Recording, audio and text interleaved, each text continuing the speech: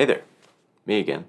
In today's video, we're going to be talking about what I think might just be the most versatile, reusable point-and-shoot camera for getting experimental photos, and that is Lomography's LomoApparat.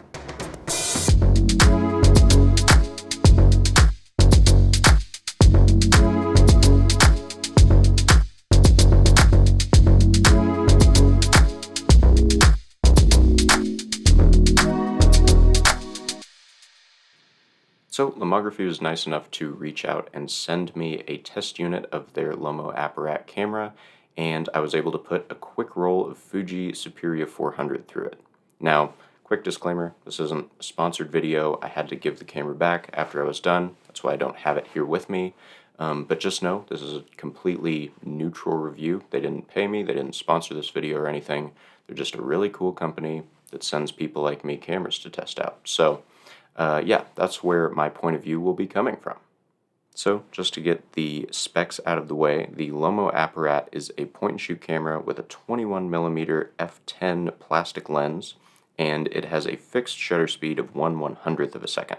It's also got double exposure capability, bulb mode, and a flash.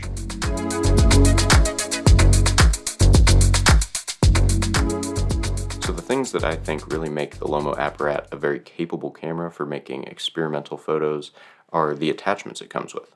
So when you get the camera, it comes with a little bag, and in the bag are some attachments like a close-up lens, a kaleidoscope filter, a splitzer to cut your frame in various segments, and flash gels.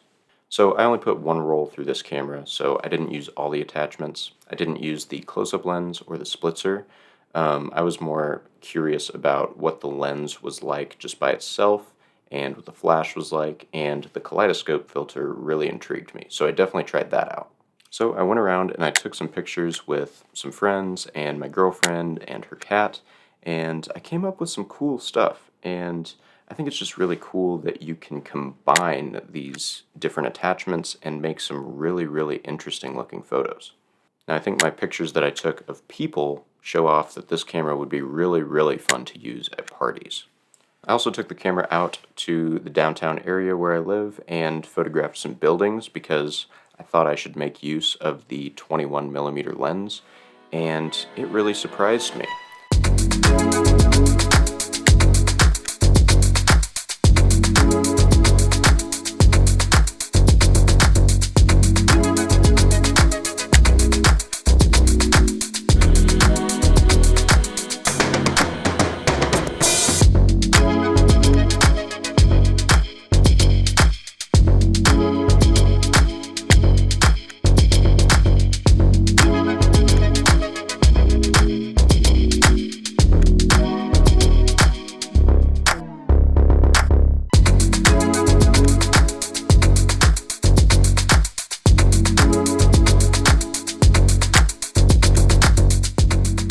Now, the lens that this camera uses is a plastic lens, but it performed pretty decently.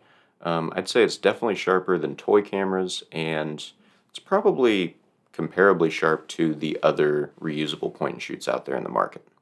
I think these photos that I took downtown are some of my favorites because it really makes use of this wide lens, and I was really happy with the results, especially these two photos.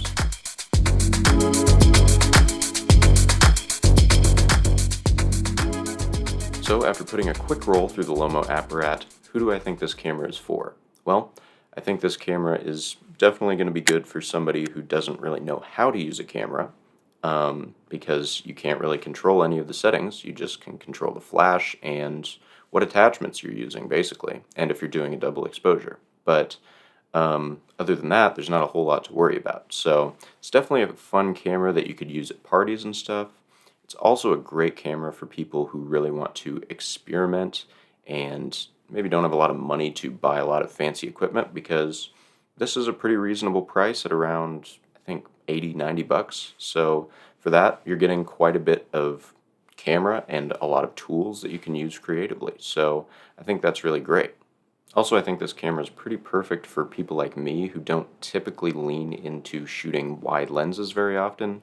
I usually, when I'm shooting film at least, the widest lens I typically use is a 35mm lens. So this is much wider than I'm used to, and it's a good camera to take out and kind of branch out and use something that I'm not accustomed to. So those are my thoughts on the LomoApparat. Big thank you to Lomography for sending me the camera to test out, and I would happily use this camera again if I got the chance, because I think I got some really good results. So if you're in the market for a reusable point and shoot to take to parties, or maybe you just want to make some cool experimental photos, this is definitely going to be the way to go, I think. Anyways, that's all I've got for this one. I'll see you guys next time. Bye now.